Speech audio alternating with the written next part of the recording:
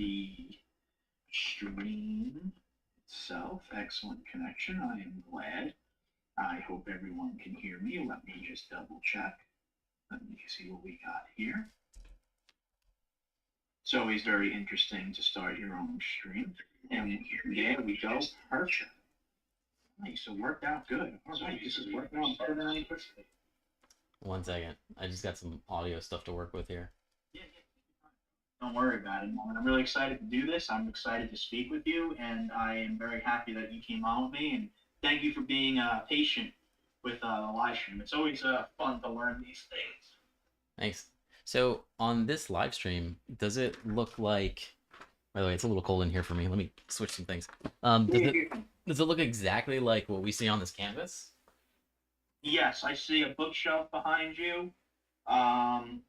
I see a cubic that's green, and you'll see behind me is probably an odd amalgamation of Buddha next to a samurai sword next to the Gatsun flag, which makes absolutely no sense. But again, nothing. That's cool. Right. That's warmer. I see like powered by StreamYard, but whichever. This is gonna be good. Yeah, I'm using StreamYard personally. Cool. My stream can't see you at all, but they Really? will very soon be able to see you. Is it because you have to add me to the stream? No, it's like here. I'm gonna pop it on there now. You can probably see it, but it's because. Let me tell everyone we're live in the other chats. Sweet. Look at that.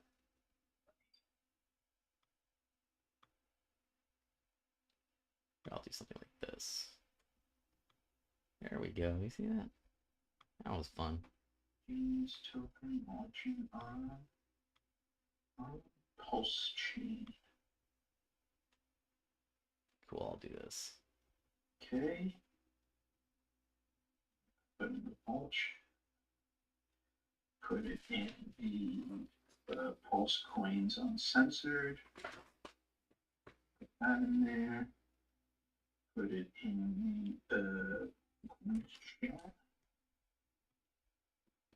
And PulseChain new tokens, and we'll see who comes. We got 10 people so far. We got people. So, Florida Attack Man, you said you can see me on Robert's stream, correct? Florida, you can see him on. Okay. All right. We can get started whenever you're ready, Rob. Cool. Yeah, I'm ready. You ready? Okay, cool. Because I just wanted to make sure everything good on your end. Yeah, everything's kosher. Okay, let me just get the there we go. Cool. All right, let's get this started. All right. Hello, everybody. This is my second live stream. This is Corey C, and I'm very excited today to speak with Robert Genito. You're pronouncing that properly. Yeah. I'm very happy How you to doing? meet you, Robert. I'm doing good. I'm very happy to see you, man. I want to say thank you so much for coming out right now and showing your passion for your project. It's not easy right now with this market sinking as fast as it is, but I commend you for your progress and your prowess as a founder. So today we're going to talk about Genius tokens. So Robert, thank you for your time, brother. Hey, thanks, man. It's true. Everything's super down, and really the only thing that's not down is Genius. Genius is making all-time highs, past $1.50 today. That's great, man. Congratulations. That's really awesome. Because right now, when I'm looking at the market, I cannot believe what I'm seeing with Luna and UST. Luna's down to $30. UST is no longer a stable coin anymore. It's like 80 cents. Yeah, I can't believe what I'm seeing. And that's actually kind of scary. And, but besides that, I want to say I really appreciate your time, and I'm looking forward to clearing a lot of confusion up for people who may not be aware of what Genius Token is all about. So, first thing I want to say, Robert, is what's your experience in crypto? You're the founder of Genius Token, right? That's correct. Okay. So, what's your experience in crypto, brother? All right. Well, in like kind of fall 2010, I first heard about Bitcoin. Didn't really understand it, but then came to understand it, and that was good. I was happy about that. Early 2011, I started mining because I started understanding it, and I became super obsessed with crypto. began mining for cryptocurrency using every outlet in my home. And then eventually that turned into having 4 processing centers. Wow. Then from there, it turned into co-location mining where, well, first people would send me their GPUs. I would save them on electricity, and I would give them their own like shell space to work with their GPUs. And then later that turned into a company called HashingPlex, where people would send their equipment. And we called it HashingPlex. A partner of mine at the time, we called it HashingPlex because there was a company called Hashplex, and we wanted to poke fun at their name because they were a pre-order company like every other pre-order thing that was going on in Bitcoin back then, and we weren't pre-order, we were doing it. So we didn't like these pre-order scams. Whole time through Bitcoin, scams everywhere, and was often fighting that. Later, I went on to found one of the US's first marketplaces for Bitcoin. That's awesome. Yeah, back then, if you wanted Bitcoin, you had to wire money to Japan or you had to wire money to Slovenia. And so this was one of the first. This company was called Wall of Coins. It was one of the first crypto whatever's marketplaces. Later sold that to a Chinese company. Right. In crypto, I helped Dash get to number 3. I did that with Dash Core Group and a marketing company. By number 3, I mean Dash was maybe 30th to 50th in market cap. And we worked together to bring Dash to number 3 in market cap and to get Dash onto Bitfinex, the largest exchange in the world. And, you know, eventually used that kind of stuff to get Kraken interested, Kraken, another exchange. So, yeah, I've done a lot in the crypto space in many different areas with mining, with exchange. My biggest passion has been how to build like an ecosystem. Awesome. Back then with Bitcoin, it was like, we can't let this disappear. We can't let Bitcoin disappear. We have to get it into the hands of as many people as possible. So I focused a lot on, well, how do we grow these ecosystems? How do we grow them? Yeah. I agree. I agree wholeheartedly. It's one of those things where you have from that far back. I mean, you said you were in 2010. I mean, Bitcoin launched just a year prior. That's huge. I don't think I've ever spoke with someone who was in Bitcoin that early. And that's a big deal. It says a lot about experience, not to mention the fact that you were involved in Dash and getting it on Bitfinex, that's huge. And I also want to say that I really appreciate the role you've played with Dash because of the fact that Dash, for what I remember, Robert, it's a privacy coin, right? Yeah, well, Dash, you know, was first out, it was called like Xcoin, but then very shortly after that, it was called Darkcoin, and it was all centered around privacy. It was like one of the first coins really centered on privacy. Mm-hmm. And then after that, it was focused on actually being able to be used at point of sale, which Bitcoin didn't do. And by being great at point of sale, Dash was one of the very things to help save the Venezuela economy about 3, maybe 4 years ago. Really? I didn't know that. Yeah, yeah, it's hard to know that in the United States, and it's also hard to know that if you're like, you know, reading Cointelegraph or CoinDesk. Of course. But it's easy to know that if you follow a bunch of people in Venezuela. Of course, absolutely.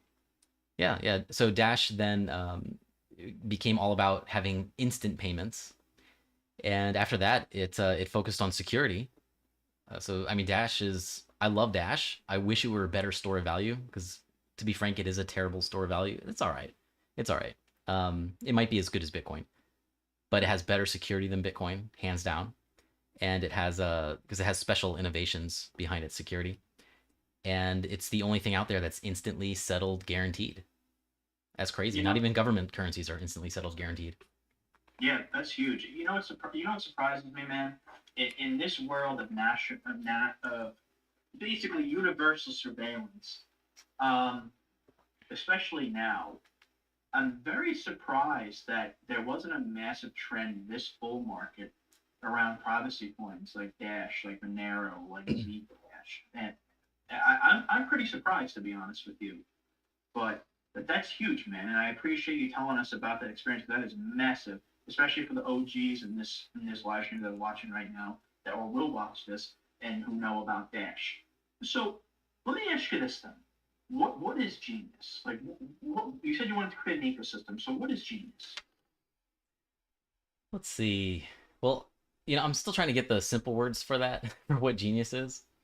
Because, I've been spending a lot of time with the researchers and developers, and we've been spending a lot of time talking like almost like talking cryptocurrency about it, which can be like very cryptic and a lot of technical knowledge. Of course. Uh, so um, genius is it's a hyper yield certificate of deposit on the blockchain that uses artificial intelligence. It's driven by artificial intelligence. That's huge. That's a big deal.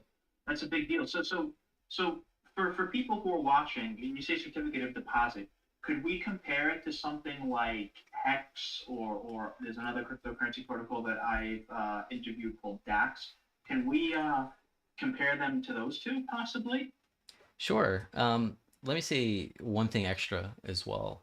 Is Sure, that is that the artificial intelligence and a lot of the design behind the Genius Smart Financial Contract, the design is for the price to only appreciate over time, and the artificial intelligence incentivizes the end users uh, to behave in ways that not only benefit them but also benefit the whole ecosystem and prevent selling pressure and promote buying pressure.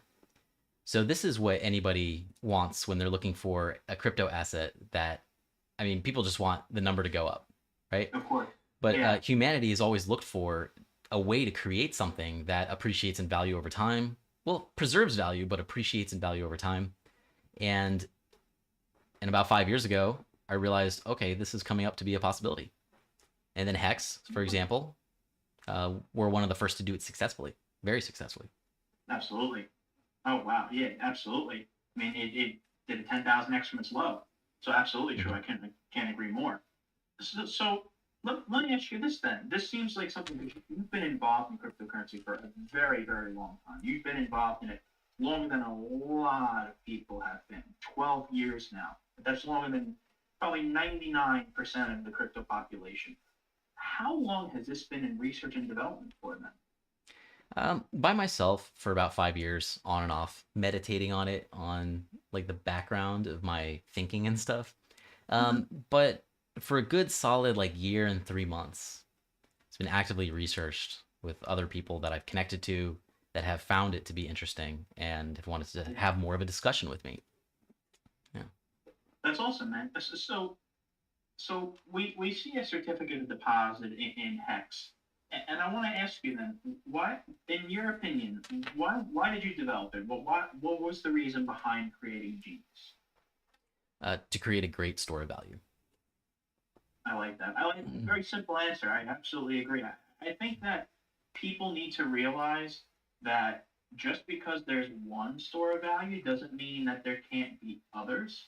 And I think we should welcome that innovation. And I think that we need to realize that in cryptocurrency, it's an ever evolving ecosystem and it doesn't make sense to stop. So I think that's a very interesting perspective, especially from someone who's been around and understands that this ecosystem needs to evolve. Like you said before, Bitcoin can't go away. And if cryptocurrency doesn't evolve, it will end up going away. So I agree with you 100%. So what problems would you say then, Robert, does Genius solve? All right. If I may back up one quick second too and mention that the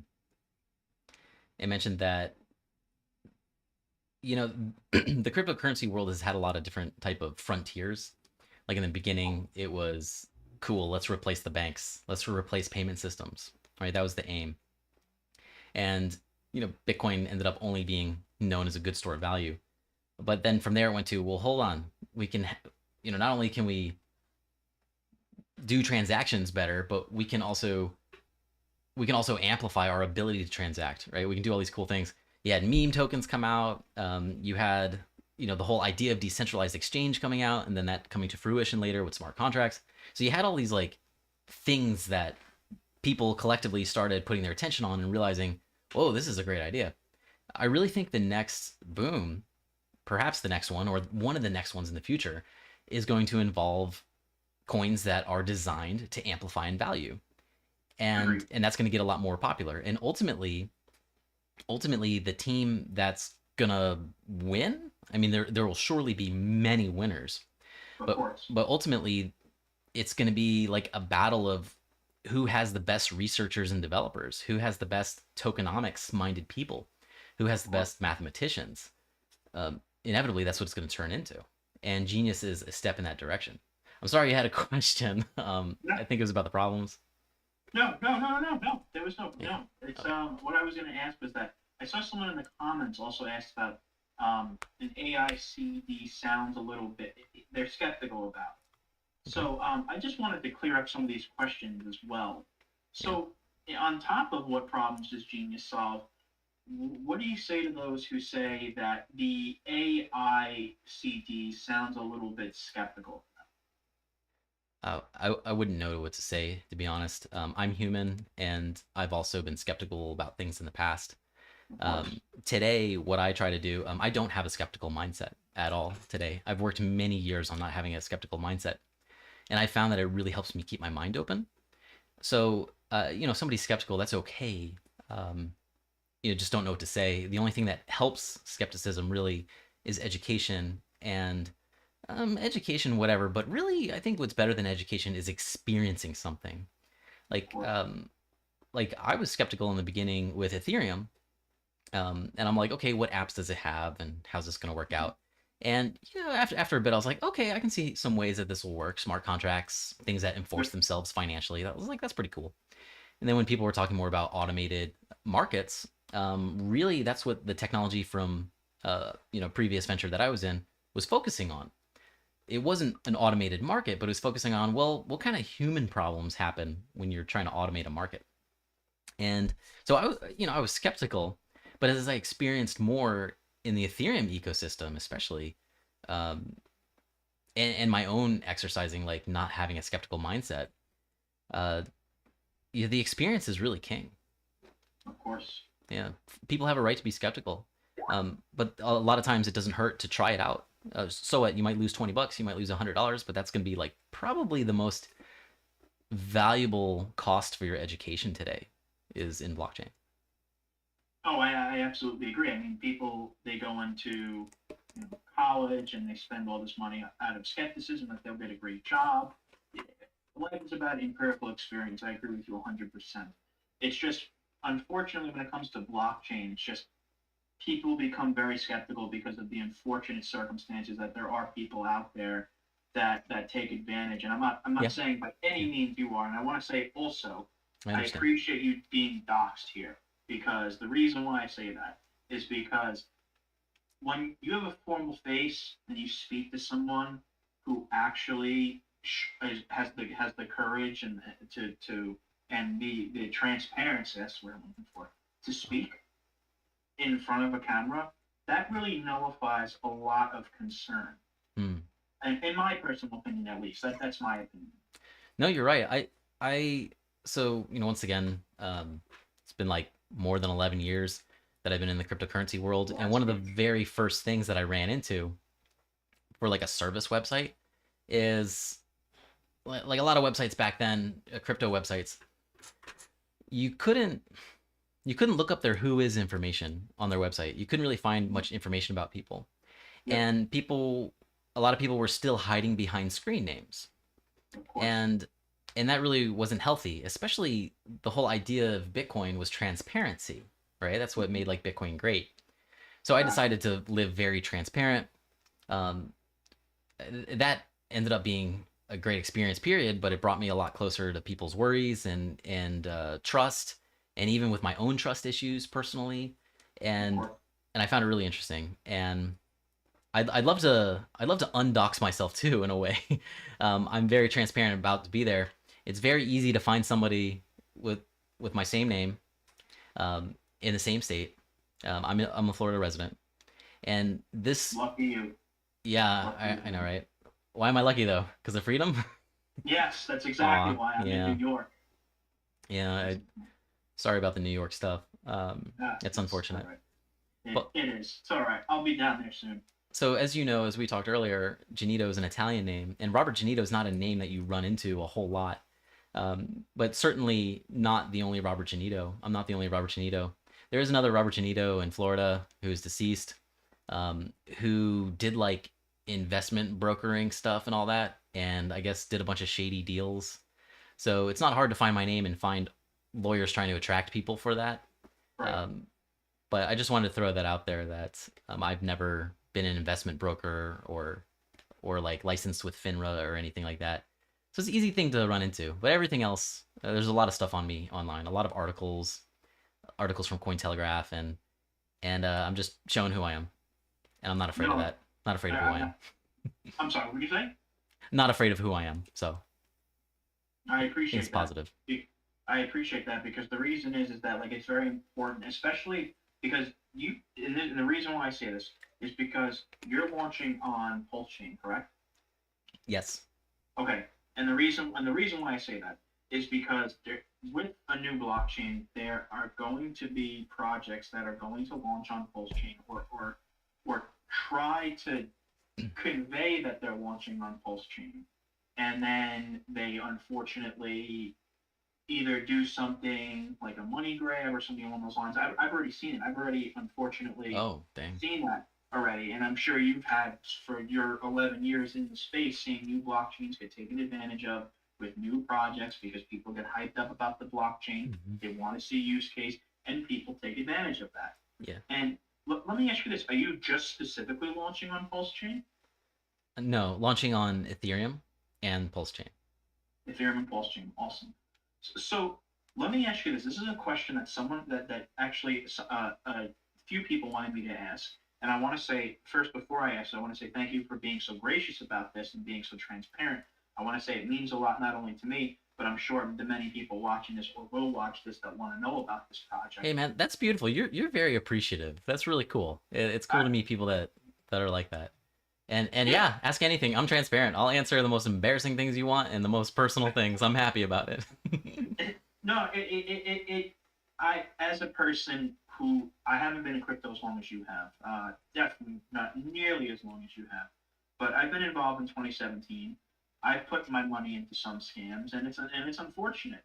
And when I see someone who is able to say that this is my project, this is what we're working on, this is how we're working on, this is my experience. I'm not just some dude behind a black screen who can't answer simple questions. It gives a little bit of light in the room for a lot of people, especially investors. And this is my question I want to ask you. And again, I want to say thank you again for answering this. Sure. People are skeptical about the amount of money you raised in the sacrifice. Now, is that something we can discuss to clear things up for people who may be a little skeptical about that? Sure. There's also the blockchain that people can look at. Of course. And verify. Of course. Absolutely.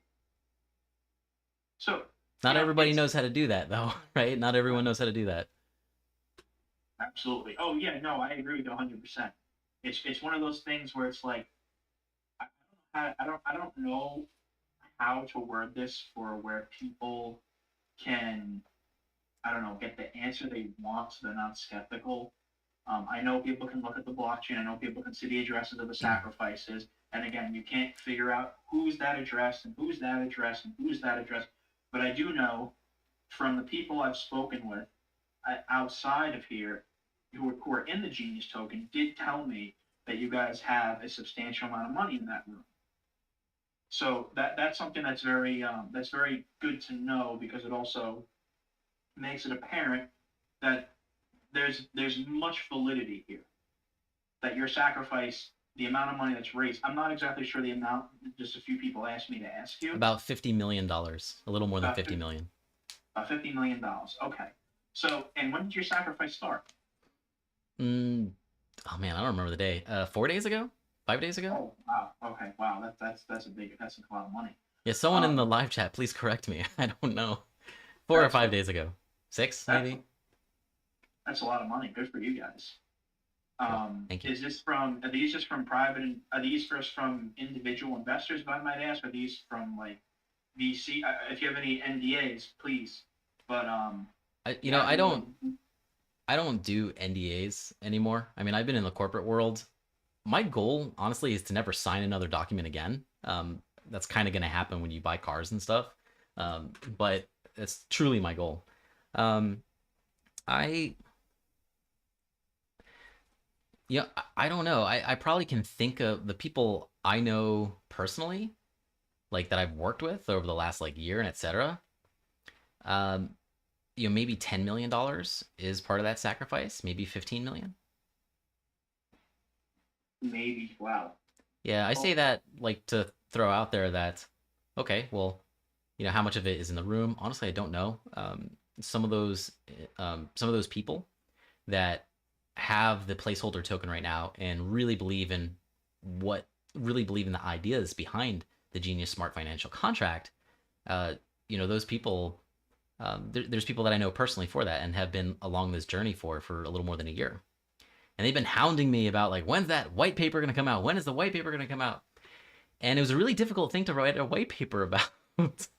But when very hard to understand. So when we finally had the math for it, put that out, right? And then price pumping, right. sacrifice coming in for promotional purposes, really. But I strongly believe that the sacrifice model is the most fair way to do a distribution, to do an initial distribution. I agree. And actually, on that topic, there is someone who is asking in the chat. His name is Frank Lafrano, and he's Nice asking the name. sacrifice rate. Is it the same today as day one? Someone said yes, the same rate. But then he asked, what is the rate? I don't know the rate. Go to the website sacrifice.to and you'll find that. The rate at the moment it's different than other sacrifices. I mean, I know the rate, but yeah, and I know that there's 4 more days. Oh, so it's 6 days that the sacrifice started. 4 more days until the rate increases. So there's 4 more days to get in on that earlier pays better bonus. Okay. All right. That makes sense. So you said Genius Token. So is Genius Token, since you said already set an all-time high, is Genius Token part of the SAC? I'm personally a little confused. Since Genius Token then is already out, or am I confused? There's a place. You're not confused.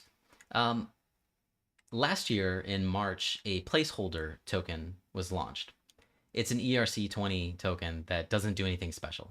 You can't use it to mine for more genius, as in you can't stake with it. You can only transfer it and do the typical things that you can do on decentralized exchanges with it. That's the placeholder token. And this placeholder token, the community's been calling it Legacy Geni, Geni. And this placeholder token came out a little more than a year ago as a way to say, hey, let's start this whole thing early and healthy, and let's get like a liquidity pool going for this. And not only that, for anybody who holds this placeholder token, they're going to be guaranteed the initial supply of the official Genius Smart Financial Contract. So you're right. There's a placeholder token, and by having that placeholder token, you're guaranteed the initial supply of Genius. You're guaranteed. Okay, that makes sense. Okay, that verifies. Okay, so let me ask you this one last question. What would you say is the utility of Genius Token? I'm not sure if I asked that. I didn't ask that. That's What a is great the question. utility Yeah. of Genius Token? Thank you, man. Yeah. The utility of it is like with savings, retirement planning, and passive income. So one use case can be, if you're going to save money, I've been involved with a savings company, and people save for all sorts of reasons. They save for emergencies. They save to buy a home, right? They save to get out of debt even. And so if you're looking to save, what are your tools today? Your tools are banks and really crappy interest. That's horrible. It's an insult. Your other tools that you have today are to do speculative things, and even trading. And to be frank, trading is often a losing game for many people. So one of the use cases of Genius is to help people save. Another is retirement planning. A lot of people are familiar with like staking coins and yield farming, and this is something you can do with Genius. and that drives income passively. That drives passive income.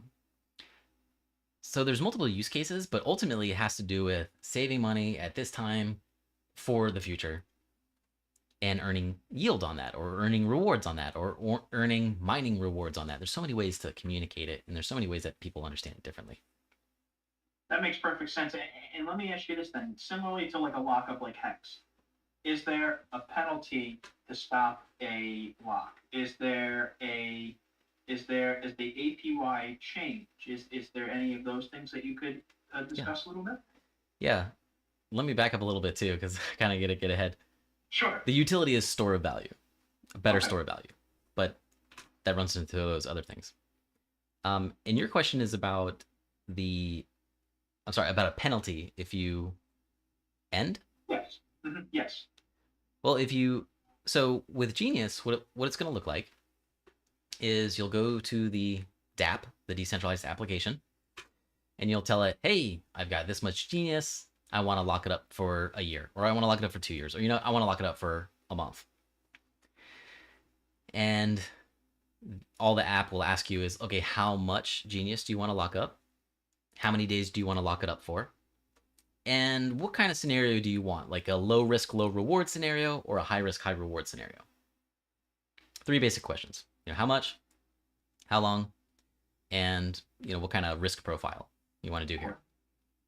And so there's 2 risk profiles here: the low risk, low reward, high risk, high reward. The only risk is really whether or not you're going to need that money in an emergency. So the low risk, low reward, let's call that simple, and the high risk, high reward, let's call that advanced. Right. So in the simple scenario, yes, there are fees if you end your stake early, or you end your Genius mining early. There are fees. If you're late, there are fees also. Like if you're late collecting your, if you tell the system, I'm going to do this for 2 years, well, 2 years later, you want to do that on time. So simple answer is, in the simple mode, yes, there are fees, and in the worst case scenario, those fees will eat your the interest that you've accumulated, or the rewards that you've accumulated. Okay. In the advanced mode, the fees can eat into the fees for people who break their promise early, the promise, to hold on to these coins for X amount of time. Yeah, worst case scenario is that the fee will eat into their original principal and their interest. Now, whether you're doing simple or advanced stakes, or whether you're doing the simple or advanced mode, you always have the ability to liquidate your position. You always have the ability to start an auction for someone else to carry out your CD for you, or carry out your promise for you, or carry out your time lock for you. And that in turn, the utility of that is, for example, in the Hex world, any Hexicans are aware of this, that you can end a stake early and you can end up like completely nuking your stake, losing all of your principal, losing all of your interest. And people who do this accidentally are extremely pissed off, of course. And people who are aware of it, they bite the fee when the price of Hex is up extremely crazy. So it's fine. Right. But in Genius, you're not going to be able to ever be in a situation where you're going to lose all your principal. I mean, you could if you're just like, yes, I want to do that. But the app is going to recommend you to liquidate it. And with doing that, you can become a lot happier and even earn your interest versus the other option. So there's always utility. It's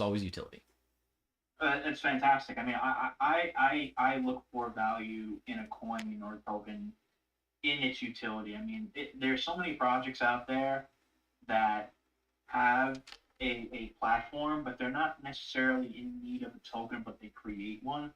This seems like this token is the bedrock. It's the foundation of this platform. So, and I really appreciate you highlighting all of the utilities behind the Genius token, because people need to know what they're investing in, what's the value of the investment, and what's the proposition of the coin that's going to be released with the platform. So this seems very interesting, and I'm looking forward to it launching on PulseChain. We need third-party applications, no matter what anybody says.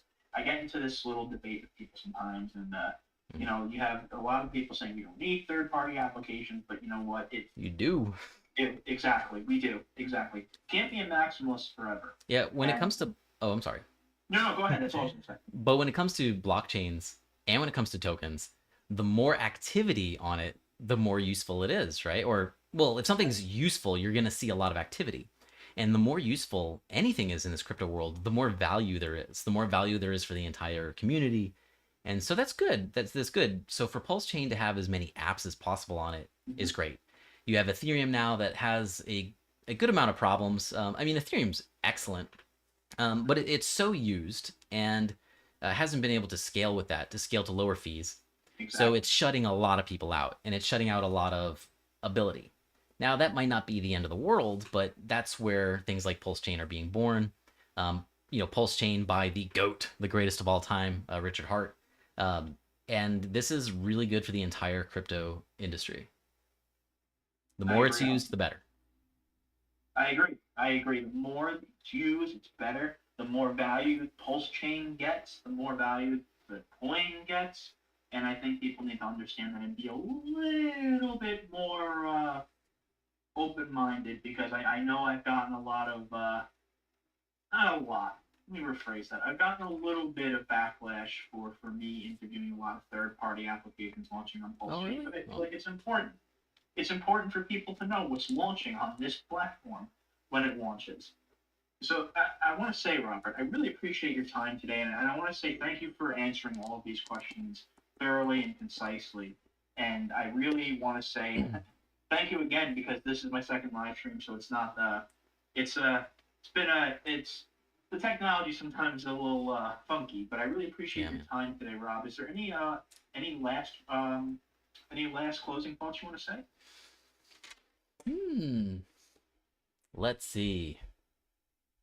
Well, yeah. By the time you've seen this live stream, you've already seen it. How about that?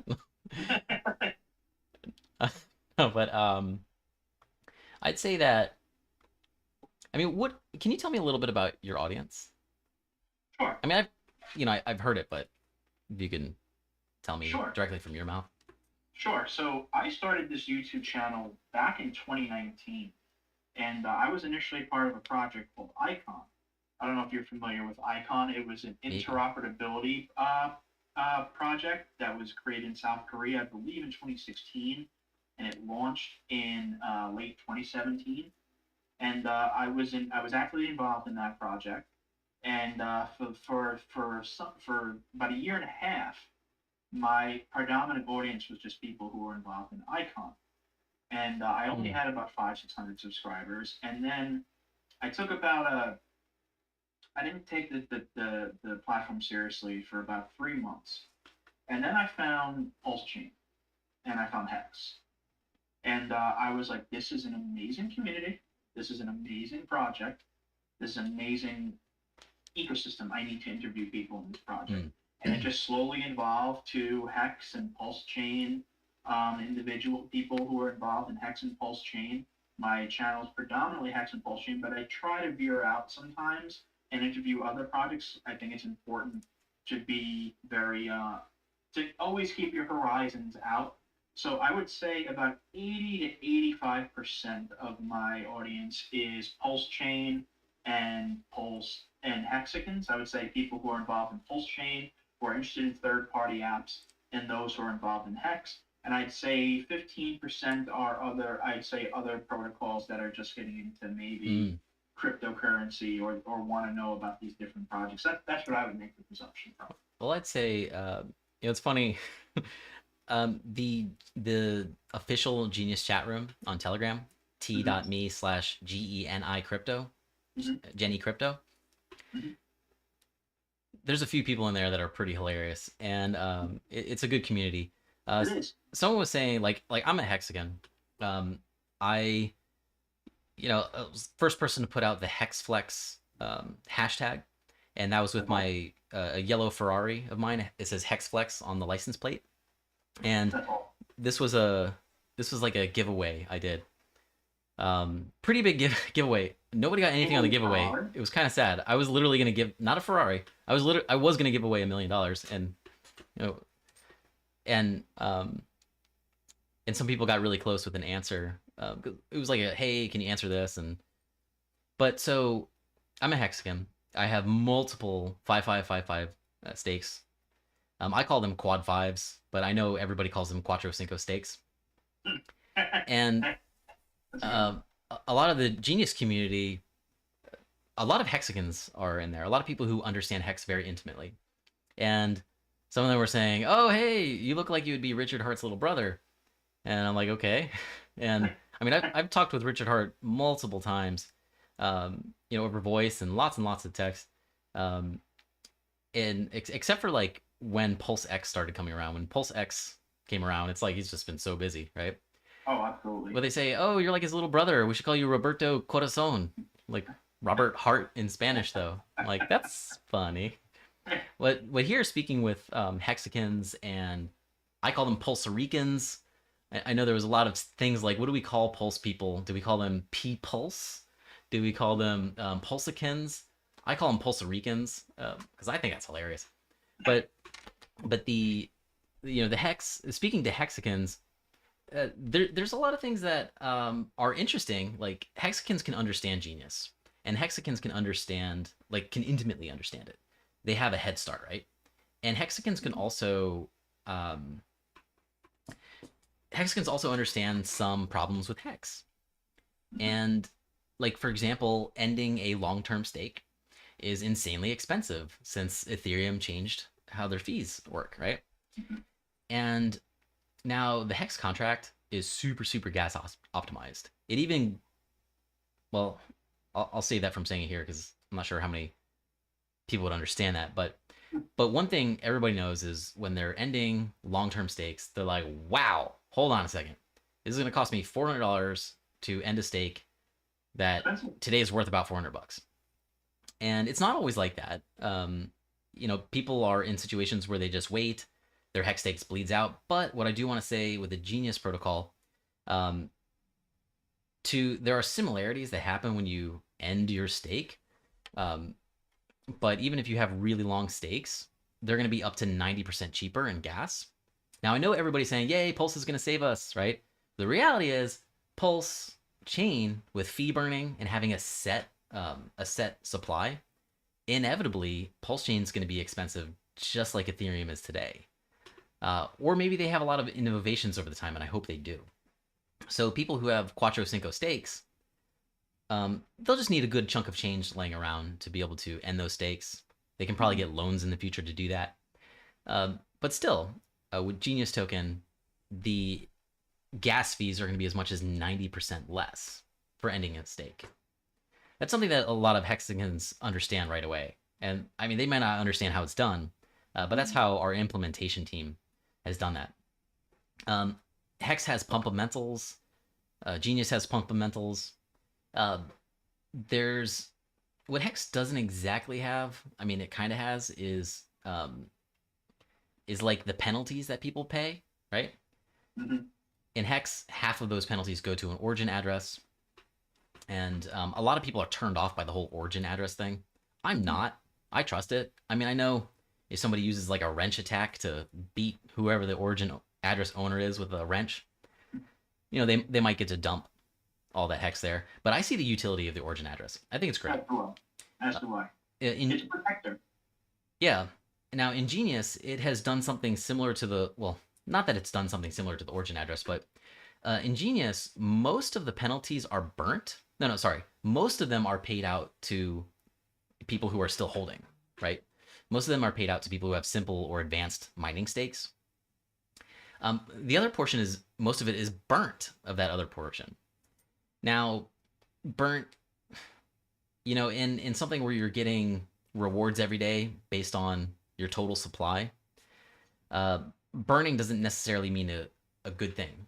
However, the penalties that happen in Genius, they're burnt, but they're burnt in a way that does not affect the APY negatively. Everything that happens in Genius is all incentive on human behavior. And like Hex, the longer you wait, longer pays better, right? And this is a really good innovation for, you know, figuring out how much of a share pool of a waiting, doing a wait on someone's principle based on how long they're intending to do something is a great idea. Mhm. And kind of lost my train of thought there, but Okay. but if you can help me with that, that's fine. But with Hex, you know, with Hex, oh yeah, people, their incentive is, it's known. It's hey, I should hold on longer. Mhm. The price of Hex goes up 100-fold, and then somebody goes, oh wow, you know, but if I ended this stake, you know, I lose 90% of my value. And they're like, hold on a second, it just went up 100-fold though. That's like me 10-folding my. Whoa, I can end this stake, no problem. Yeah, I can end this stake. I may lose 90% of what I put in, but in the end, I made 10 times my money after the penalty. So hell yeah, let me do that. Let me end this stake early. This does happen multiple times, and let me dump whatever portion I want to dump on the market.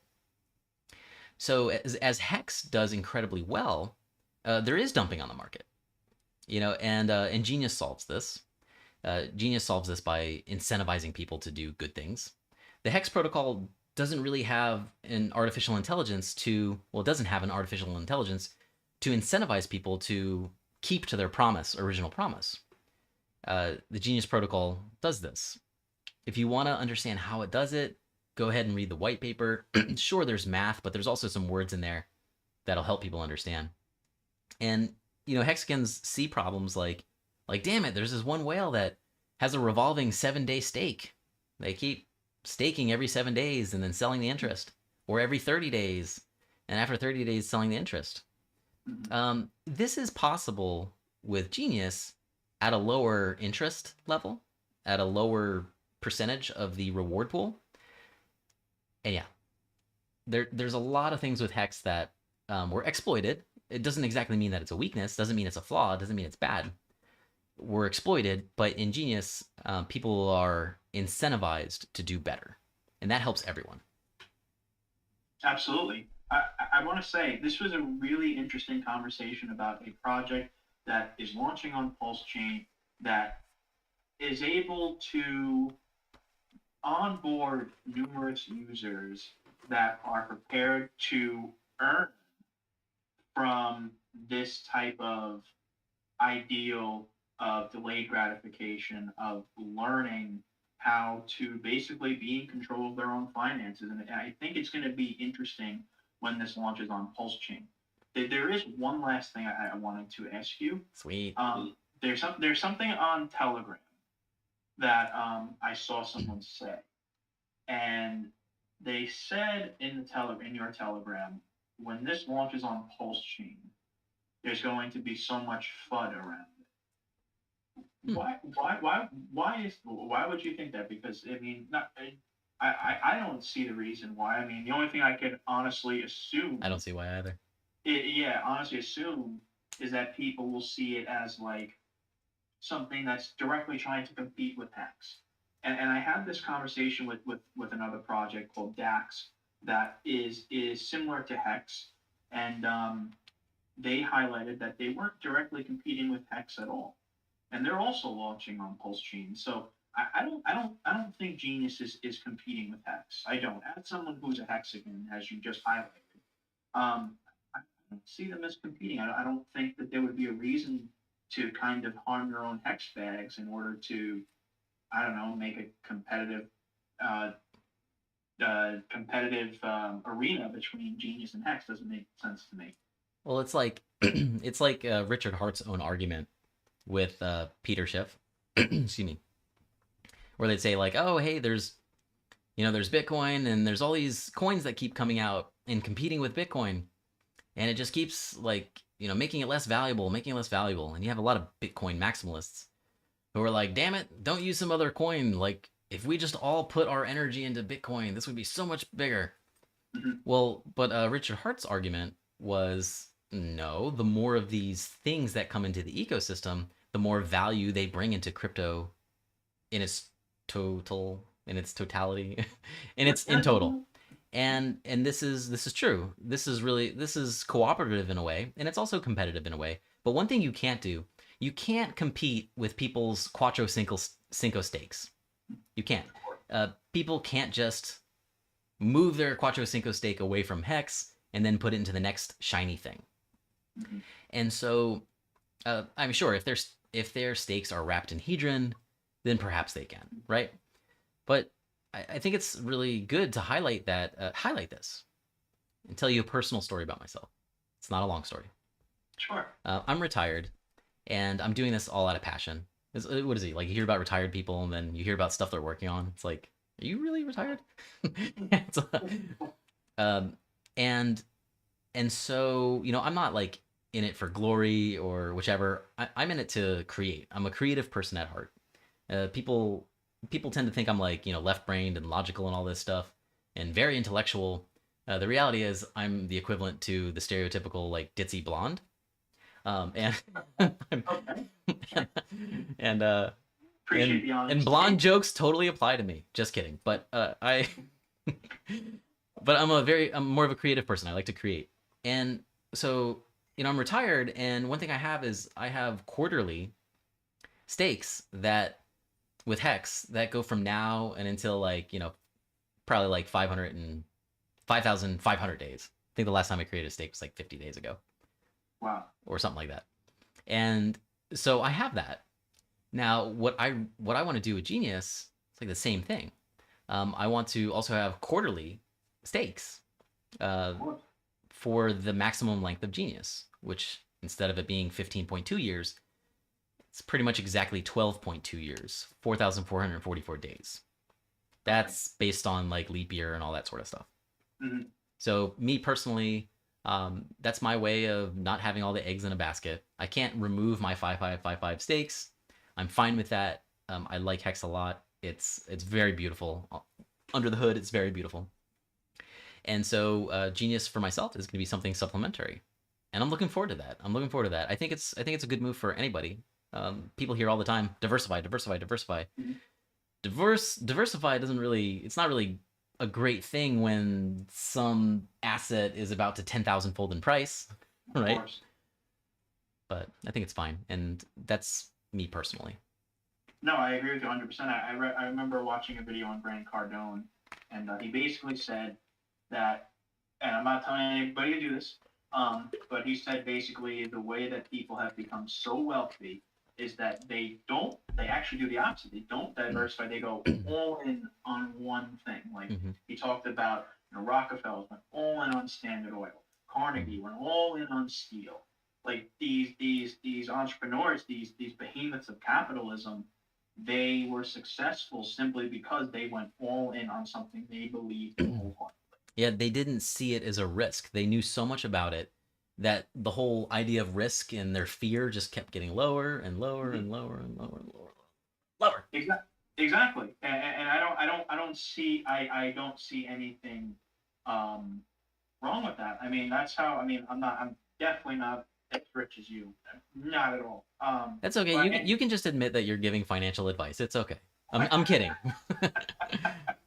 But I went all in on a cryptocurrency in 2019, 2020.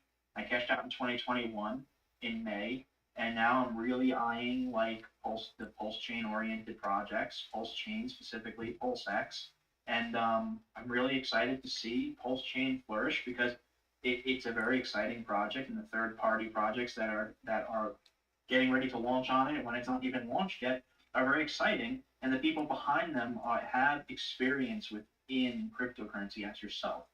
So I want to say, Rob, I really appreciate the time that you put into this. It's almost been an hour already, and I'm very, very grateful. My goal is to bring you to 2 hours, man. No, I'm kidding. Just messing around. Can I say one thing? I won't bring you to 2 hours. No. I mean, and now today, because of PulseChain and PulseX, I went way harder on the sacrifice for PulseX because I was like, it was starting to all make sense, and yeah, a lot of people did. And PulseChain, I was like, damn, I wish I sacrificed more. And so on PulseX, I was even sacrificing with like, a couple days left of the whole like curve for early pays better. Oh wow. I was even sacrificing like near the end because I'm like, oh, it's a terrible rate, but this is PulseX, and I'm starting to understand more about it. So today, people are looking for sacrifices that are interesting, and hands down, I've studied tokenomics. Like, there's no school for it, but I've studied it through experience for more than 10 years. The first one being Bitcoin, and there's nothing more exciting in cryptocurrency right now than, well, PulseX, PulseChain, Hex. Right now, nothing more exciting than Genius and the Genius sacrifice that's going on. And that's really cool to be a part of that. It's extremely interesting. People got to check out the sacrifice. There's a new sacrifice mechanic in there that doesn't seem like everybody understands it. Understands like how good of a thing for an ecosystem it's doing, but a lot of people do understand pump, pump, pump. Most interesting sacrifice going on right now, by far, is Genius. And on that topic, because there are people asking in the chat. Man, we are going to go for 2 hours, aren't we? Habit sacrifice. What is in exact, so I can type it in, the website is... Okay. Sacrifice.to. That's it? Sacrifice just .to, that's it? Yep.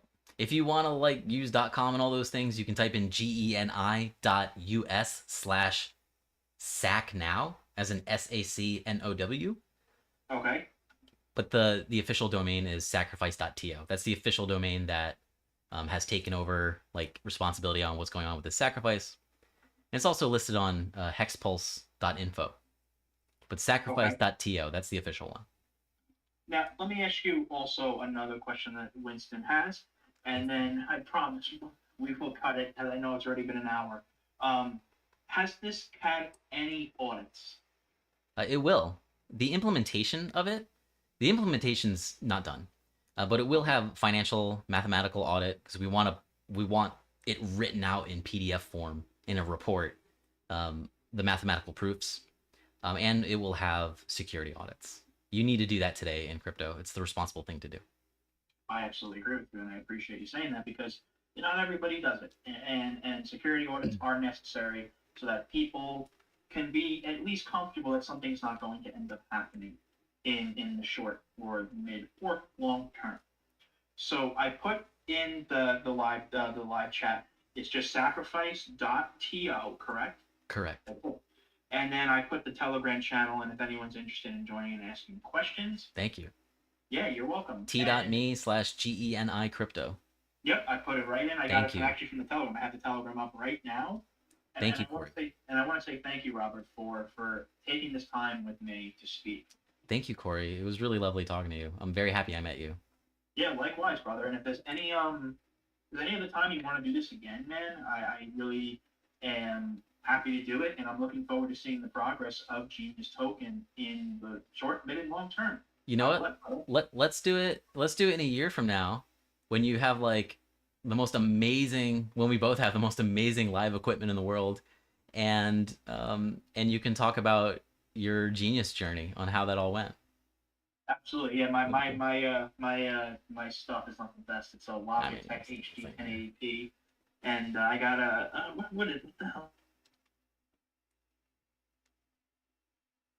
Oh, you're muted, by the way. I think you accidentally mute yourself just now. Cool. I'll just talk while you're muted if you'd like, so there's no dead air. Am I here? Am I alive? Yeah. Okay. All right. Cool. So yeah, this was an interesting conversation, and yeah, definitely I'd love to have it again. And anytime sooner, you let me know. I'm gonna stay in the Telegram chat. I always do when I interview projects. I like to see the progress for myself. And this is really exciting, man. And congratulations on the sacrifice, and congratulations on all your success, and congratulations in having the testicular fortitude for staying in cryptocurrency for 12 years. I don't know how you did it. It's actually been really, really rough. Yeah, I'm sure it has been, man. I've talked with every regulator you can imagine, and have had people intimate, close to my life that were freaked out by crypto, and it was rough, but I'm fine with it. Yeah, they don't freak out when you have a Ferrari, though. No, they don't. Or my Aston Martin, or my other vehicles, whatever. But I mean, I just say that because vehicles do talk. I'll tell you what. One thing I learned over the last like 10 years was, there's people who there's people who buy like big homes when they have money, right? And long ago, I didn't feel worthy to live in a big home. I didn't know it. I didn't know that. It's just how I felt, and it was really emotional for me. But I was totally fine with, buying like a Corvette, even though I wasn't really totally fine. It was really hard for me, but I really wanted it. This was long ago. And then, with each new car I would buy, it was like a little more of an emotional thing, but I was fine with buying cars, like buying homes, whatever. But one thing that I learned that I thought was interesting, and I was like talking about this recently, is yeah, people pay attention in the crypto world when they see changes in your lifestyle. Yes. That's been the biggest promoter for Bitcoin, and it's been the biggest promoter for a lot of other cryptocurrencies. Um, um, and so what I really, and it's also a big promoter for yourself and for different type of contacts that want to be around you. I mean, maybe some people are more parasitic, but some other people are very genuine. And so one thing I learned is like, oh, interesting. When instead of spending a lot of money on a, amazing home, right? Like there are other things you can spend money on, and then suddenly people take you serious. Okay, all right. Yeah. And that happened a lot in the crypto world. A ton of people telling me how dumb I was, and imaginary things, and and I was in a long-term relationship in the beginning of the Bitcoin, and she left me, and she really thought that everything I was doing was crazy. And then the price kept going up and going up, and she's just like, "Oh my god!" It's like the only thing she cared about, right? No, she cared about a lot, but uh, but yeah, this that's changed, and it's going to continue to change. You're going to have people who are skeptical, and people are like, "Hold on a second, when Genius launches on PulseChain, I'm skeptical."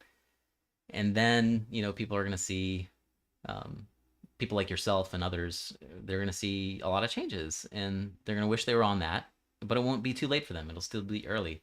There's a lot of utility here, a lot of utility in this crypto world. I hope everybody grabs it as much as possible. It's changing people's lives, and it's going to continue to do that. Amen to that, brother. Amen. I absolutely agree. As more innovation comes, more opportunities arise, even in this bloodbath market, which is where millionaires are made when you invest smartly in the bear market. If we want to consider that now, which I don't know. I don't want to jump to conclusions yet. But Robert, thank you so much for your time, man. Definitely gonna keep in contact, and I really do wholeheartedly thank you for the hour that you've spent with me. Yeah, it was lovely talking with you. Thank you. And you're welcome, Robert. Thank you, everyone, for watching. Take care. See ya.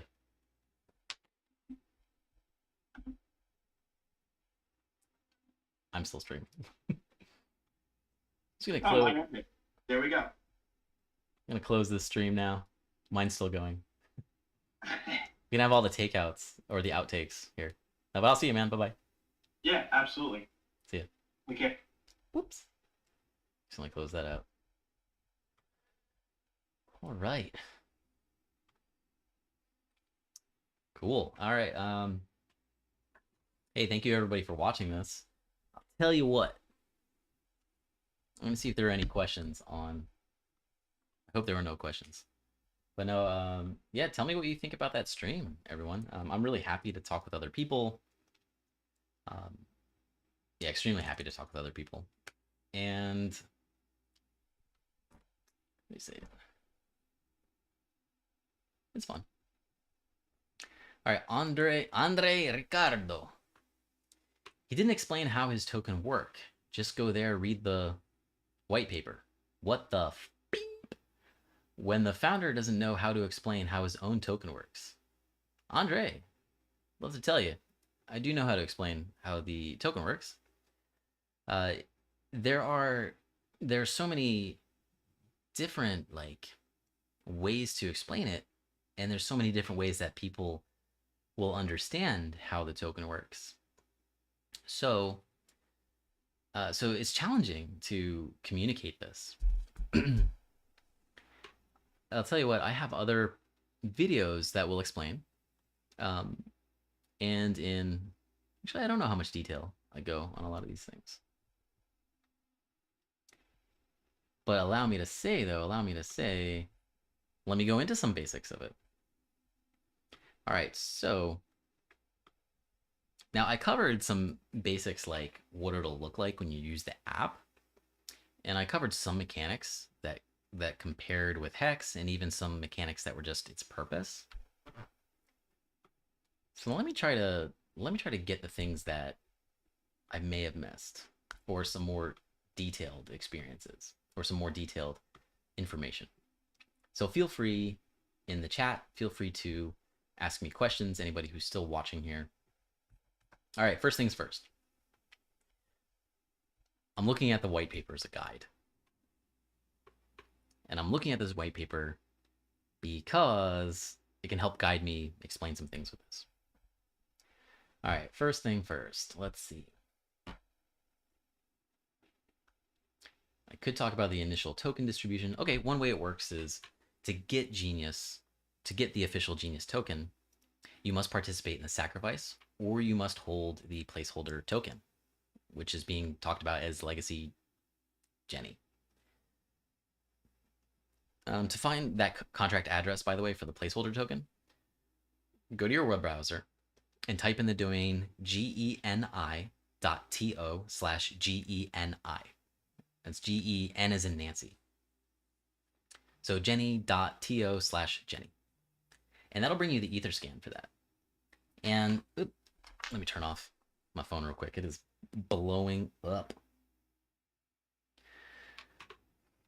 So first of all, to get the official Genius token, if you want to get the initial distribution, it'll be airdropped to you, but it'll be airdropped only to sacrifice participants, and it'll be airdropped to people.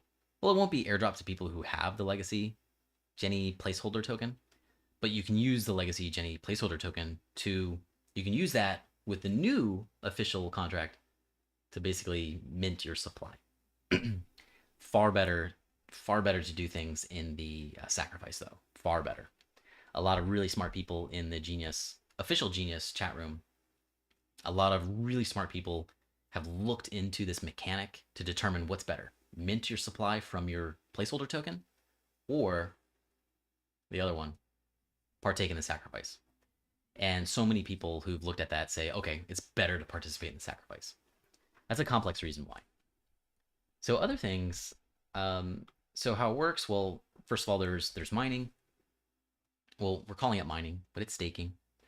And when you use the app and you tell it how much Genius token you want to use for mining Genius token, you're going to get a bonus for how much Genius token you put in there. And that's the Genius size bonus. And the size bonus, it's similar to like bigger pays better, right? And I think bigger pays better is a better name for it because it tells you its purpose, right? And so the formula to do this, you'll be able to get as much as 16% like extra. Well, let me back up. When you're using the app, when you're going to stake or when you're going to mine for Genius token, what you're doing is you're buying shares of a reward pool. So you're buying shares of a pool that pays out every day. And let's say you have 1 million Genius token. Let's say you're gonna use 1 million Genius token to buy shares from this reward pool. You'll have a bonus up to 16.2%, about 16.2% of a bonus based on how much Genius you use. And so yeah, so you can get up to 16.2% bonus, meaning 16.2% more shares than you would have gotten, more shares of this reward pool. So the next thing is you say how much you want to, or sorry, how long you want to stake for. Let me move something on my screen here. Okay. All right. And how long you want to stake for, that's going to help you get more bonus shares. And this is similar to this is called the promise days bonus, because you're making a promise to the network on how long you're going to mine for Genius token and not sell any on the market. It's also the longer pays better. That's another name for it. I think it's a great name too. Longer pays better. It tells you the purpose. So when you're mining for Genius token, the mining stake that you create, you can have it deployed to mine for Genius token for 1 day or as long as 4,444 days.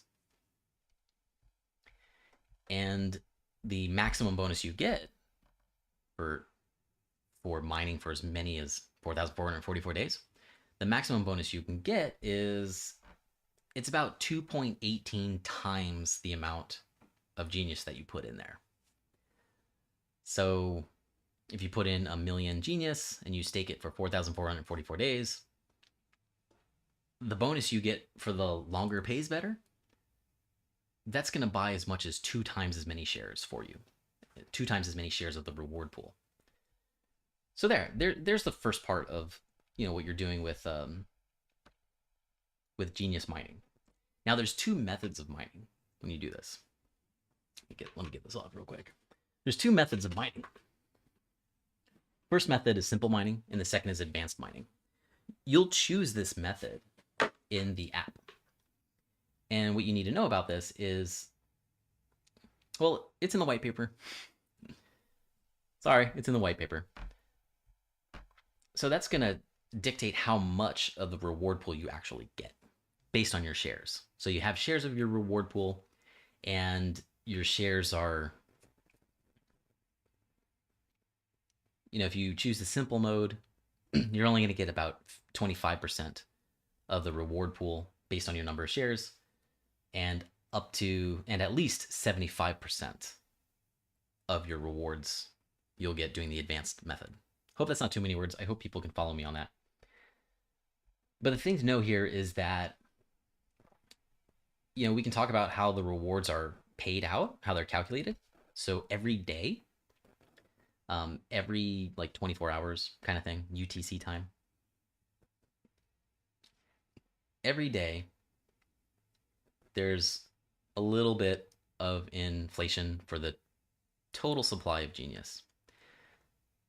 Not the amount in circulation, the total supply. And in Genius, the total supply includes coins that were burned. Now, obviously, these coins that were burned are not in circulation, but they're still, for calculation purposes, for calculating how much inflation rewards come out, this number is important. So this comes out to about 4.2% annually. So the returns on your Genius are about 4.2% annually.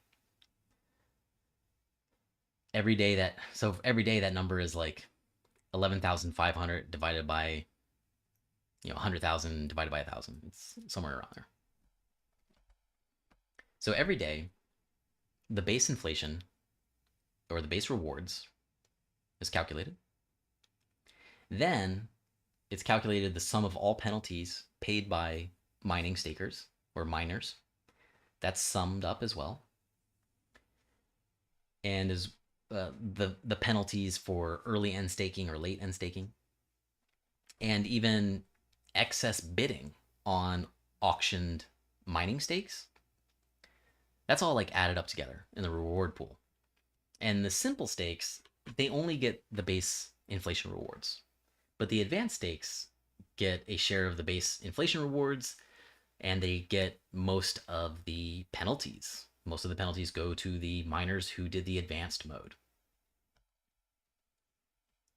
Following me so far? This is a lot of details. But this is how it works. This is a basic technological overview of how it works. So if you look at the white paper, there's a great example in there. It's like step by step. And especially technical people out there, please look at this. The white paper's out, and the white paper goes into great detail because we want as many eyes as possible to see this and to find problems and point it out. But one thing to know with Genius is there are multiple ways to avoid penalties. Nobody wants to pay penalties. The whole purpose of using Genius is to save your Genius for the future, get some price appreciation if you do, when you do. Could do that. I don't know the future, but it's designed to appreciate in price. and earn a return on your Genius. So the purpose here is a store of value. The purpose here is to save and use your genius at a time in the future. So to avoid penalties, the white paper goes into ways to avoid penalties. I'm going to read some of it for you here. Well, there are only 3 ways that genius miners are penalized. One is when they set their genius mining to be liquidated. That's like an emergency situation. Since a lot of people are familiar with Hex, in a super emergency situation with Hex, if your stakes are too long, you have no emergency situation. You have no utility. Unless you use Hedron, then you possibly have utility. So the first way that you get penalized is by liquidating your stake, or liquidating your mining stake.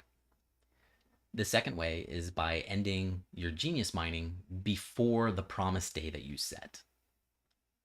And the other way that you can be penalized is by ending your mining stake after the promised date, but after the grace period after the promised day. All right, so those are the 3 ways that people get penalized. There's multiple ways to avoid that. One is pay attention to your genius mining so that you do not end it late. When you create a mine, another way, second way, is when you create the stake. When you create the stake in the app in the future, you're going to want to use the simple mining method instead of the advanced mining method. Because with the simple mining method, if you do get penalized, you at least won't get penalized for your principal. You just get penalized for the rewards that you earned. So that's like, that can be a good thing, right? Less penalties. Another way to avoid penalties is if you have an advanced mining stake, fulfill your promise. Do not halt it prematurely or late. And the fourth way is do not liquidate any of your genius mining stakes. All right, so that's about avoiding penalties. Now the calculations go pretty in depth of how penalties are calculated. I don't think anybody really wants to know that. But one thing to know is that when it comes to, there's something in there called a penalty multiplier. And this multiplier, it exists to protect the market value of genius. It's one of the mechanics in place to protect the genius market value and limit sell pressure and encourage buy pressure. This is an additional mechanic to help the price go up, to help the, to help amplify the value of genius. So when genius miners, when they end their mining stake before the promise date, the penalty multiplier is going to increase for people who end early or end late, liquidate, all that stuff, for people who do that later. This multiplier isn't the same for everybody. This multiplier, the longer, this multiplier, how do you say it? When you start mining, you don't have a penalty multiplier. Like, your penalties are normal. But as people end their stakes and as people do negative behaviors for the market value, this multiplier will increase to incentivize you to hold on to your stake.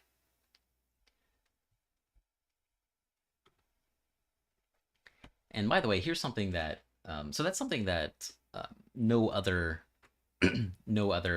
staking tokens have at the moment. Hex doesn't have it either. If Hex had it, based on all of Hex's past data and trading data, if Hex had something like this in it, there would be less dips with Hex, or at least the dips would not be as much. They wouldn't be as nearly as much. So another thing we talked about earlier was the, for how it works is the, what are they called? Are shares. Like when you're mining for genius, the amount of genius you put in, the mode that you do the mining, and the length that you're going to do the mining for, the mining stakes, that figures out and bonusifies the amount of reward shares you're going to get. So the amount of shares you're going to get on the reward pool, right? So the shares,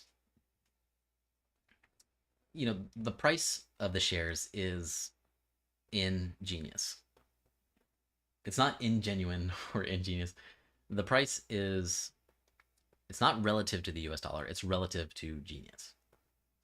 And over time, so there's like a rate. There's a certain rate you pay, like you might pay 3,000 Genius per share when you start your mining. And so every day there's a minimum amount of difficulty that increases. It's relatively pretty small, but every day the difficulty is guaranteed to increase.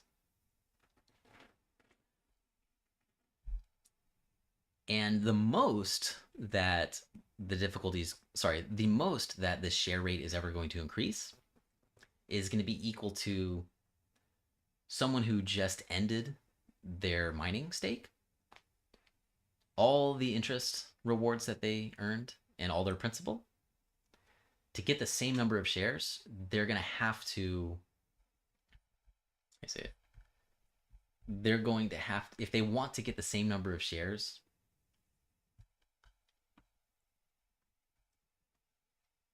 I'm trying to think of a way to put this simply.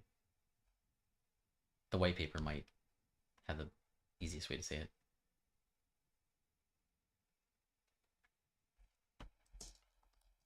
It's like, I know it's 5 in the negative third power.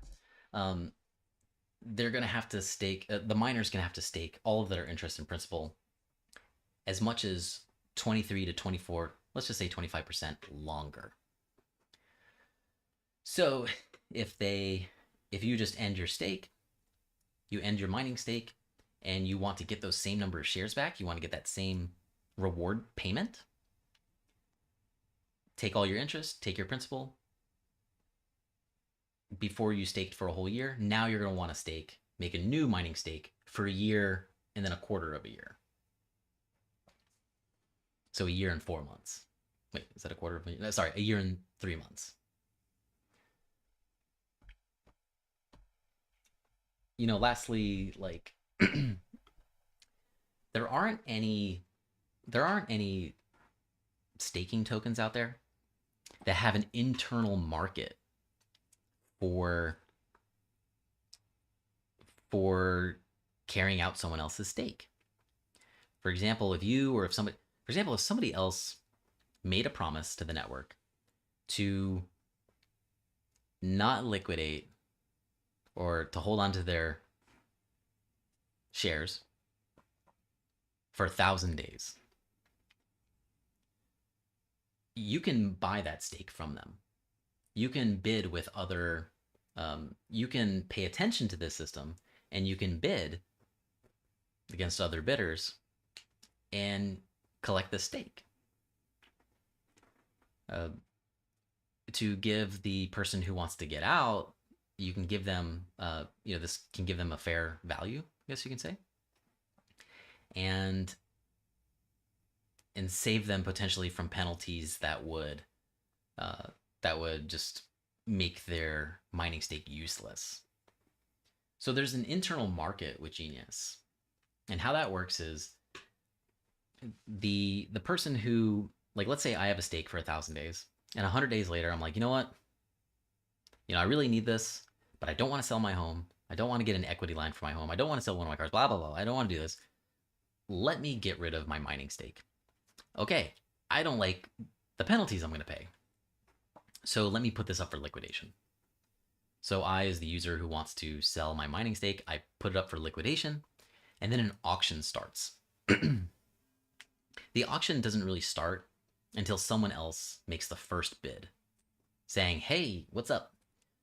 I would like to bid on this. And by the way, the bidding starts at like 8% of the value of the mining stake. So the moment the first person bids on this, the bidding is going to end in 24 hours. So myself, I put this up for liquidation.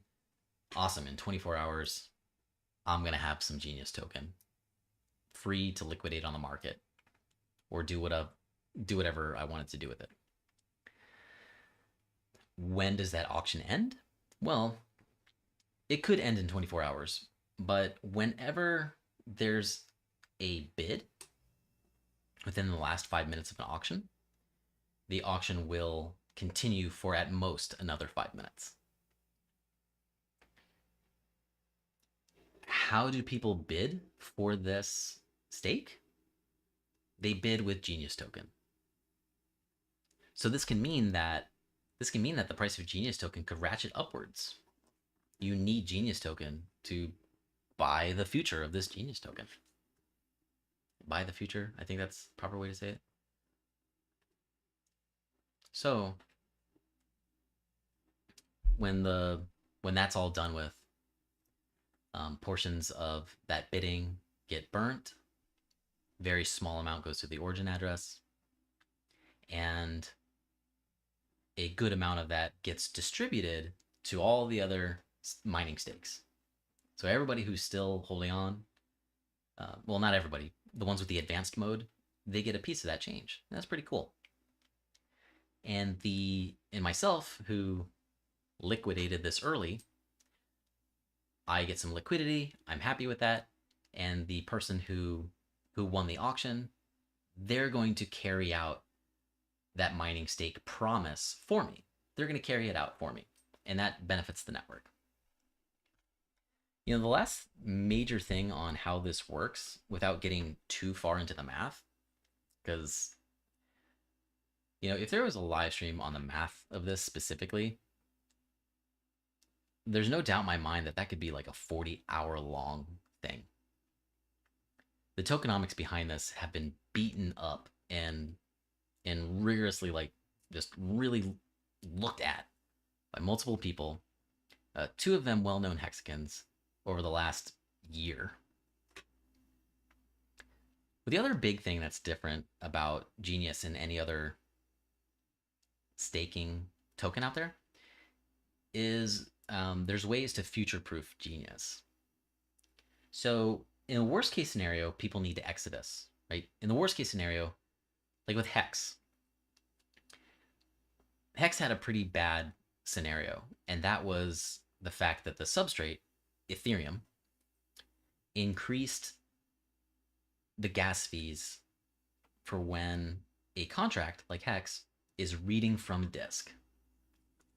So how Hex works is when it reads, how Hex works, how Hex was kind of forced to work, was that when you end your stake, Hex reads every single day that you had your stake and what the payout was for your stake based on your shares.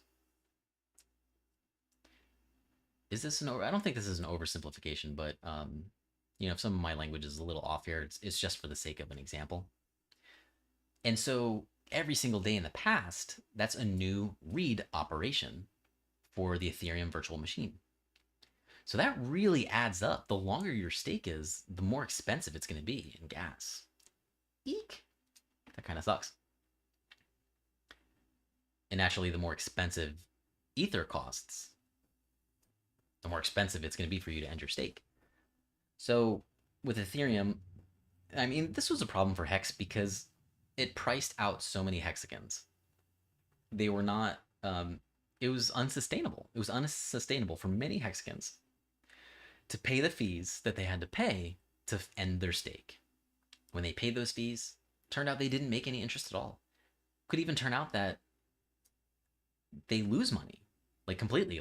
Their entire Hex principal and interest does not equal the fee to unstake it. So that's where Hex won't work. So Hex had to exodus from Ethereum, and that's great that Richard Hart did this. And to exodus the Ethereum world for Hex, it's going into the PulseChain world. Now, Hex whales don't really suffer from this change with Ethereum, but most hexagons did. You know, most Hexicans aren't whales. Most Hexicans can't afford to pay 100, 200, 300 or more dollars to end a stake. So Hex had to exodus, or at least the non-whales and the little guy has to exodus, has to get out of Ethereum with Hex. So Genius, this could happen and will probably happen with Genius. But one thing for sure is Genius, for example, when you're finishing your mining, stake, the fees are not going to be as much as doing that in the Hex world. I mean, they might be the same amount, but they're going to be as much as 90% less in value. So 90% less fees. And the white paper doesn't go into how that happens, but I can tell you how it happens. And I'll say it real quick so I don't lose the people that don't want too much of a technical thing. Genius not only tracks every day of the shares payout, but it also tracks every group of 10 days what the share payout was for every 10 days and every 100 days and maybe every 1,000 days. I don't know the results from one of our implementers and researchers on if that's even going to be worth it for everybody, because it has to be worth it for everybody. So this is one of the ways that fees can be 90% less, and will be, in many cases, 90% less than the Hex contract. So this has to do with future-proofing. But what has Genius done to future-proof itself? There's going to be a special function. The name of the function is Proof of Benevolence. And I found out from one of the developers that they took that name from Hedron. And I looked at Hedron. Actually, I don't remember what I saw with Hedron, but I remember being like, oh, okay, it's called Proof of Benevolence. That's cool. But our Proof of Benevolence function here, it's going to be used as a flag, really, for other, a flag and a function, so that should Genius have to exodus, should users have to exodus, the app is going to be able to support that. So while Genius is immutable, it will be able to not be changed, but people who are on Genius will be able to port themselves out of Genius should that be necessary. Now, people in Hex did not think that was going to be necessary. When I first looked at Hex, I was like, ooh, wow, you know what? This is going to be extremely expensive if Ether changes some of their rules, which the Ethereum Foundation has done. So, all right. I think that's all. Holy God, there's a lot of questions here. This will get dropped to my MetaMask. Florida Taxman, I freaking love your name. It's hilarious. Sorry, man, I'm not saying you're hilarious. I just love your name. So when you're in the sacrifice, when you participate in the sacrifice, yes, it's going when the official Genius token is launched, you're going to get an airdrop of the official Genius token. You're still going to have to add like the official Genius token contract to your MetaMask, but that's normal, right? That's what we all have to do. All right. And yeah, Bob Leponge. So for anybody sacrificing, here's how to get the best out of sacrificing. To get Genius token, to get the official Genius token initial supply, here's the best thing you can do. Earlier pays better. Bigger pays better. And Genius pays better. What does that mean? That means that when you sacrifice, you want to sacrifice as early as possible. You want to sacrifice all of your, if it's Genius, you want to sacrifice all of your Genius. If it's USD coin, you want to sacrifice all of your USD coin. Because the bigger pays better bonus is going to be given on a transactional basis, not an account basis. So, you know, if you sacrifice every day for 10 days, only your largest transaction for the sacrifice is going to get that bonus. Your next transaction, the bigger pays better bonus will be a little different. So you want to sacrifice as early as possible. $50 million has been sacrificed so far when I last checked. And there are 4 more days left of this earlier pays better bonus. There's 4 more days left. And then that bonus gets less and less and less. There are about how many days? About 22, 23 days left of the Genius sacrifice. I'm good at math, but for some reason I'm not good at that math right now.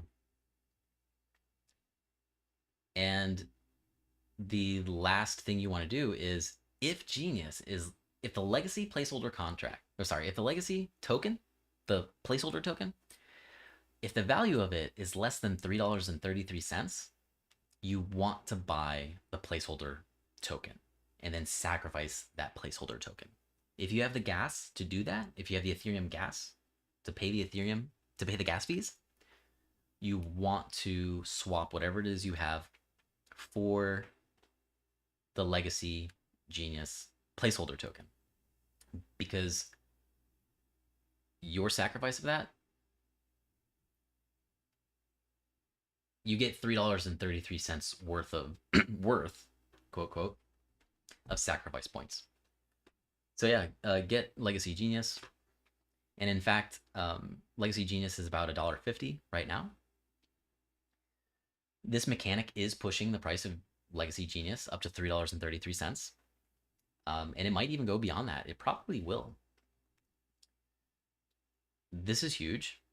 This opens up all sorts of opportunities for liquidity providers, opportunities even for speculative traders, and opportunities for people who want to get a bonus for their sacrifice. You also got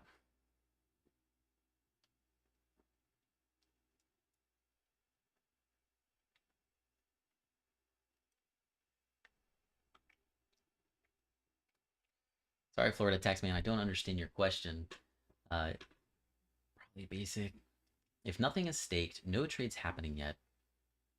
Okay, well, trades are happening so far, so you must be talking about the official Genius token. Drop token's initially worth 0. How is price driven up at the beginning and historically, and how does it look? So I don't know how it's going to look in the future, but considering Genius token's not out, there's no market for it. Or sorry, considering that the official Genius token is not out yet, it'll be out during the summertime, possibly late summer. It's definitely not going to be as late as PulseChain was, because we've been working on this for a year already, more than a year. But what I'd like to say is, yeah, so there's no price for it. There's no market for the official Genius token. There just is no market for it. It's a different token. So you can't say it has a value right now. But the first liquidity provider on Uniswap, or the first centralized exchange that lists Genius token, the market's going to decide what the value is. The market's going to decide what the price is. And the price, if anybody's selling it, the price is going to be greater than 0. That's just how selling works. You know, if you give something away free, you're not selling it, right? Why the penalty for the late withdrawal? Okay, so Genius is based on the philosophy that how Genius was designed to only go up in value over time. It's based on the philosophy that you have to mimic value as best as possible. You have to mimic value as best as possible to create value mathematically. And so the philosophy here is that the only things in the universe that are scarce or that are valuable are human attention and human intentions, or human promises and carrying those out for a long period of time. So when you talk about a late withdrawal, this has a lot to do with attention. I mean, people don't want to use a token that they have to keep attending to all the time and keep putting their attention in, because their attention doesn't really actively create value. But when you're late on a stake, you did not pay attention to it. So, well, when you're more than a week late on the stake. So, you know, we have technology today, and the decentralized app for Genius that's coming out we have more than enough tools to help us pay attention to this. And we just need to leverage those. So, all right, guys. All right, guys and gals, girls, peoples, Puerto Ricans, Hexagons. Thank you so much for watching. Thank you for your questions. Come to the Telegram room. The link is in the description. I'm guessing the bottom of this video. Maybe it could be to the right of it. Maybe it could be to the left or whatever. Come chat with the community. People in the community really understand Genius. We've all helped each other understand the white paper, and there's been a lot of communication about that. There's a German room. There's an official Genius German room, Spanish room, and Chinese room. Yeah, come on by. And I hope to talk with people as well. I love hearing feedback on this. I love hearing criticism. You know, all the developers, we are very certain that we've perfected what we're doing here. And to continue that, we're very open to criticism. I'm very happy to hear things. And we've been getting criticism for more than a year now. And it's helped a ton. The whole goal here is to design the best asset, the best store of value asset. It's all right. Well, thanks for watching. You all take care. And hello, Janik. Germans represent. I'm mostly Italian. Part Austrian, part Welsh. You can see it here, the Welsh. All right, cool. See you all later. Have a good one.